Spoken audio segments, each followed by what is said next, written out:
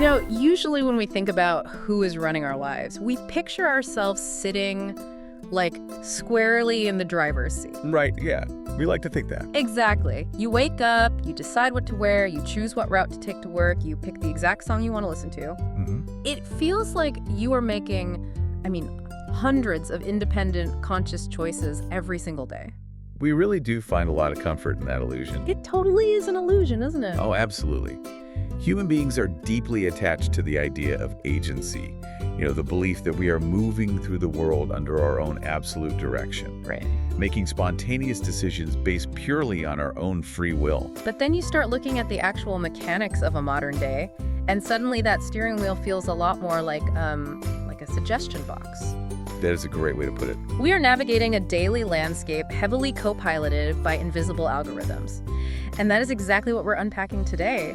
Welcome to this custom-tailored deep dive, designed specifically for you. It's a massive topic. It really is. Today, our mission is to pull back the curtain on the invisible architect of your daily routine, artificial intelligence. And the framework for our analysis today comes from a pair of really fascinating discussion guides compiled by HéctorFG. Right, HéctorFG. Yeah, while they're widely known as a global community platform for language exchange, they also curate these incredibly dense, thought-provoking conversation materials meant to spark high-level dialogue. Stuff that really makes you think. Exactly. The two pieces we are looking at are called Artificial Intelligence in Everyday Life, and then a deeply analytical set of questions titled, Is Artificial Intelligence Good or Bad? Okay, so let's unpack this. Our goal today isn't to just list off, where AI is hiding in plain sight. Right, we're not just naming apps. Yeah, you already know your smartphone uses it. We want to analyze the underlying mechanics. We want to figure out the actual tangible benefits, navigate the massive ethical and philosophical minefields presented in the HéctorFG materials. And there are a lot of them. Oh, tons. And determine what this technological shift means for you, your privacy, and ultimately your autonomy. To do that effectively, though, we really have to move past the surface-level definitions. Okay, where do we start? Well, the source text emphasizes that AI is not a traditional computer program following a rigid, linear set of instructions. It operates on an entirely different paradigm. Right, because for decades, software was essentially our recipe. Yes. If a programmer manually typed out, if X happens, then execute Y, the system was only as smart as the human who wrote the code. But the AI we are dealing with today, driven by machine learning, natural language processing, computer vision, and neural networks, it doesn't work like that at all. It learns probabilistically. Yes. What's fascinating here is the sheer mathematical scale of that probabilistic learning. Let's look at neural networks, which the text highlights. Okay, let's get into it. A neural network isn't a brain, obviously, but it mimics the structure of biological neurons using these layers of mathematical nodes. When you feed it massive data sets, it begins assigning weights to different connections. I've always thought of a neural network like a massive group of friends trying to agree on where to eat. Oh, I love that analogy. Right, because every friend has an opinion, but over time, you learn that some friends are just terrible at picking restaurants. The ones who always pick the place with a 2-hour wait. Exactly, and some are always right. So you start giving the opinions of the reliable friends more weight. Yes, that is exactly what's happening. The neural network does that with data points, adjusting millions of parameters until it consistently arrives at the most accurate prediction. That captures the mechanism perfectly. And that same probabilistic weighting is driving natural language processing, or NLP. Which is how our phones know what we're going to type. Exactly. When the HéctorFG text points to your phone's predictive text or autocorrect, it's not simply memorizing a dictionary. No, it feels way too specific for that. Right. The AI maps language into a high-dimensional vector space.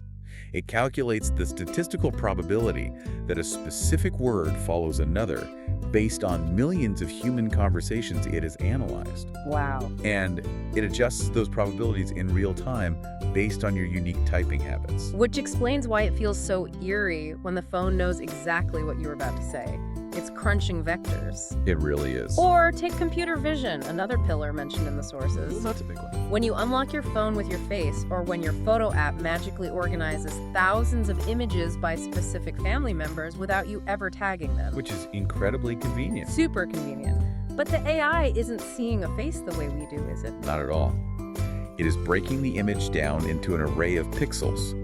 It analyzes the contrast, the gradients, and the geometric distances between data points to calculate a mathematical signature. So it's turning your face into math. Basically, yeah. And this data processing scales up exponentially when we look at the physical environment. The text uses the evolution of the smart home as a prime example. Right, going from a dumb thermostat to a smart one. Exactly. A traditional thermostat is a binary machine. It blasts heat until a sensor registers, say, 70 degrees, and then it shuts off. Very simple. But an AI-powered thermostat acts as a continuous predictive model. It's ingesting a constant stream of variables, like it tracks your phone's GPS to see how far you are from home, Yep. monitors local weather forecasts, learns the thermal retention rate of your specific house. Which is wild to think about. It is, and it calculates the exact moment to engage the HVAC system to minimize energy output while ensuring the ambient temperature is perfect the second you walk through the door. Which brings us to a really interesting psychological dynamic highlighted in the source material. Oh, definitely. The driving forces behind this widespread adoption are undeniable, right? It's radical efficiency, hyper-personalization, and frictionless convenience. Nobody likes friction. Exactly. The AI is optimizing your environment and filtering your entertainment, like Netflix or Spotify algorithms calculating exactly what content will maximize your attention. But having all these systems optimizing your life is essentially like having an incredibly observant, invisible roommate. An invisible roommate. A roommate who anticipates you want the temperature dropped, the lights dimmed, and a specific playlist queued up before you even consciously realize you want those things. It sounds like a luxury. It does. But the C-Hobla text forces us to ask, are we trading our own active decision-making for pure convenience? That is the big question. If an algorithm is constantly predicting our next text message, our next purchase, our next movie, our cognitive muscles for spontaneous choice might actually be atrophying. If we connect this to the bigger picture, the invisible roommate doesn't just anticipate your needs by magic. Right, there's a cost. A huge cost. The fundamental mechanism of this convenience is a relentless, unrelenting pipeline of data collection. It has to know everything to predict anything. Exactly. In order for the predictive models to function accurately, they require a comprehensive mapping of your behavior. The trade-off for a frictionless life is absolute visibility to the system. And that sets the stage for the massive question of trust that the sources pivot toward. Trust is everything here. But it's one thing to trust a probabilistic model to curate a movie night, or to adjust a thermostat to save $20 on an electric bill. Right, low stakes. Exactly. If the algorithm miscalculates and recommends a terrible movie, the stakes are zero. You just turn it off. Yeah, you lose 2 hours. But the gravity of this technology shifts entirely when AI steps out of the living room and integrates into the core pillars of human society. We're talking healthcare, education, and the workforce. Oh, absolutely. The clinical applications in healthcare represent a true paradigm shift. What did the sources say about that? The C-Hobla materials specifically highlight AI-assisted medical imaging for early disease detection. We have to look at how this changes the diagnostic process fundamentally. Because a human radiologist is limited by biology, right? They can look at a few hundred X-rays or MRI scans a day, relying on Gestalt perception. But they get tired, their eyes glaze over. They're human. Exactly. An AI system, using an advanced iteration of the computer vision we talked about earlier, doesn't experience cognitive fatigue. Never. The AI is trained on tens of millions of historical scans. When it analyzes a new MRI, it isn't looking at a picture. It's doing the math again. Right. It is running a pixel-by-pixel mathematical comparison against every confirmed case of pathology in its database. Wow. It learns to recognize microscopic anomalies or statistical deviations in tissue density that are so faint they fall completely outside the threshold of human perception. That's incredible. The text notes this creates predictive tools capable of diagnosing illnesses months or even years before a human doctor could physically see the symptoms. But the sources are very careful to frame this dynamic properly, though. They are, yes. They emphasize that AI is not replacing healthcare professionals.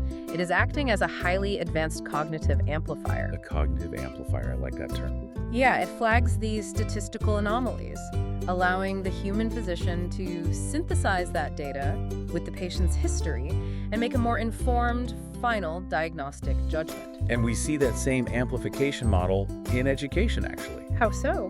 The Cihabla article discusses educational platforms using AI to dynamically adapt lessons to individual learning styles. Which makes sense, especially since our source material originates from a language exchange community. Right, they specifically highlight language learning applications utilizing advanced speech recognition. The mechanics of that are brilliant. They really are. When you're learning Spanish on an app, the AI isn't just like listening to you speak. It is taking the analog audio wave of your voice, digitizing it, breaking it down into phonemes. Comparing those phones against a massive data set of native speakers. Yes, and providing real-time acoustic feedback to correct your vowel placement. It's amazing. At the same time, automated grading algorithms are processing written assignments, which frees up human teachers from the rote mechanics of grading so they can actually focus on high-level, empathetic interaction with the students who need it most. But the underlying theme across all these sectors is the ruthless optimization of efficiency. Always efficiency. And that drive for efficiency inevitably leads us to the workplace. Businesses are rapidly deploying AI for deep data forecasting and automating massive swaths of repetitive tasks. Now, here's where it gets really interesting, and honestly, where the Cihabla materials push us into more difficult territory. Right. The text brings up businesses using AI for resume screening and HR recruitment software. Yeah, this is a huge debate right now. Because we know that AI optimizes based on historical data. So if an algorithm is acting as the gatekeeper, deciding who gets a job interview, it isn't applying a moral compass. Not at all. It's just looking for patterns that correlate with past hiring success. Isn't there a massive risk that the AI could just automate human bias at lightning speed? That is spot on. And it raises an incredibly important mechanism that the source material warns about: algorithmic bias. Right. There's a common misconception that because a computer is doing the sorting, the process is objectively neutral. Because it's a machine, it must be fair, right? Exactly, but that's wrong. Machine learning models are essentially mathematical mirrors. They reflect the data they are trained on. So if a company trains its new AI screening tool on 10 years of its own past hiring data, the AI maps the profile of a successful candidate. Yep. But if that company's human hiring managers historically favored candidates from specific universities, or subtly favored male candidates over female candidates for certain roles. The AI absorbs those human biases as optimization metrics. Wow. It doesn't understand prejudice, it simply understands correlation. Even if a programmer explicitly tells the AI to ignore gender or race, the neural network is sophisticated enough to find proxy variables. Proxy variables, like what? Well, it might realize that candidates who played a specific collegiate sport or who live in a particular zip code historically succeeded at the company. Oh, I see. So it will aggressively filter for those proxies, effectively automating and scaling up historical human bias at lightning speed. Which completely changes the nature of the problem. It assumes those past flawed human choices were the optimal mathematical baseline and then systematically locks out anyone who doesn't fit that historical mold. Exactly. This is exactly why the Cihabla text stresses that as AI transforms these vital societal roles, human oversight is not just a nice-to-have, it is a structural necessity. You cannot just deploy a deep learning model in HR or criminal justice and walk away. You just can't. And that exact tension is the bridge into the second source document we're analyzing today. The big one.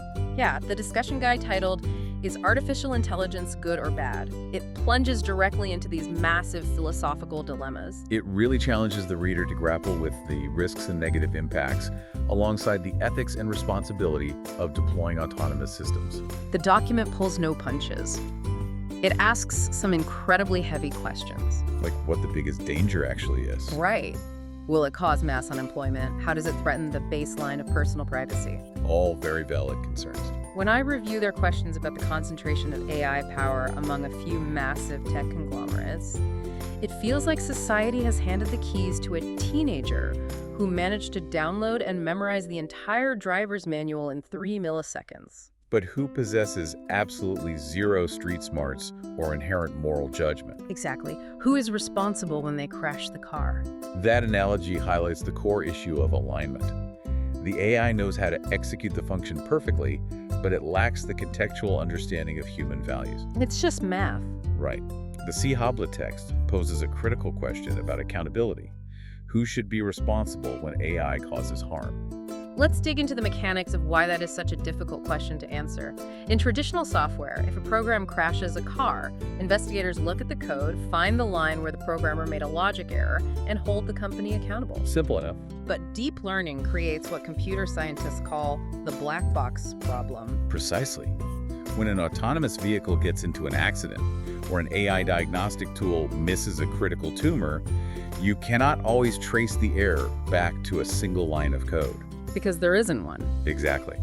The decision the AI made was a result of billions of weighted probabilities interacting across hidden layers of a neural network. Billions! Even the engineers who built the system cannot fully explain the exact sequence of logic the AI used to arrive at that specific failure. So, if the machine's decision-making process is fundamentally opaque, where does the liability fall? That's the million-dollar question. Is it the original programmer? Is it the company that gathered the training data? Is it the end user who deployed the system? It's a mess. The source material forces us to look at this deeply murky landscape of distributed responsibility.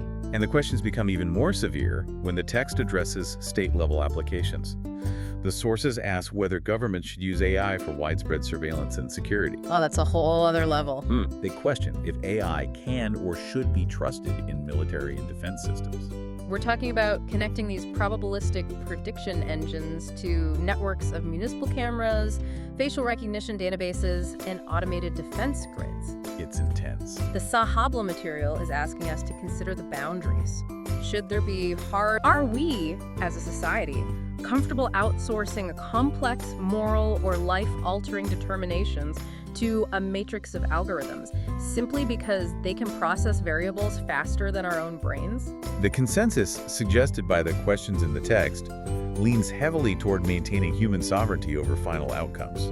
Keeping humans in control. Yes, using AI as an advisory tool. Think of it as a massively powerful consultant that can process the noise and highlight the signal, rather than an autonomous judge with the power to execute decisions without appeal. But the reality on the ground is that the genie is not going back into the bottle. Definitely not.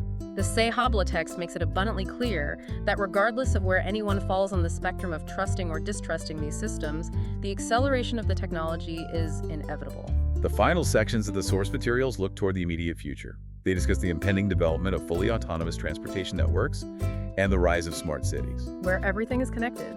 Everything. Yeah. The very infrastructure of urban life traffic grids, power distribution, emergency response, it will all be interwoven with predictive AI. So what does this all mean for you, the listener? How do you actually exist and prepare for what comes next? Well, the text establishes that interacting with artificial intelligence is no longer an opt-in scenario. You can't just unplug. No. It is already the invisible foundation of how you work, how you communicate, and how you exist in the modern world. Understanding the mechanisms of AI, knowing how a neural network weighs data, how an algorithm might reflect historical bias, and how the black box obscures decision-making is no longer just a niche tech interest. No, it is a fundamental survival skill for navigating the digital age. Absolutely. The objective isn't to reject the tools, but to utilize them responsibly while maintaining a highly critical awareness of their blind spots and, frankly, their insatiable demand for our data. It's about choosing to be an active, informed participant in this ecosystem rather than just a passive consumer of convenience. Well said. Which brings us to a really fascinating, almost philosophical place to wrap up today's analysis. Among all the technical and ethical debates, the Sahabla source poses a few questions that push past the data and strike at the core of the human experience. The deeper stuff. Yeah. It asks if AI can ever truly understand human emotions and whether it should be allowed to create art and music. It forces us to define the boundaries of what we consider uniquely and exclusively human. Exactly. So, as you go about your day, moving through spaces optimized by these invisible algorithms, I want to leave you with this final lingering thought based on the source's questions. Okay. The next time you read a profoundly moving poem online, or you hear a complex, beautiful piece of music, Or receive a deeply empathetic email. yeah, ask yourself, does it matter to you if a human heart didn't create it? If the emotional connection you feel in that moment was perfectly calculated by a neural network analyzing historical patterns of human sentiment, is that emotional connection any less real? That is the profound question we are all going to have to answer for ourselves as the line between human expression and algorithmic generation continues to blur. Thank you for joining us on this deep dive. Keep questioning the invisible forces shaping your world. Keep looking past the surface, and we will see you next time.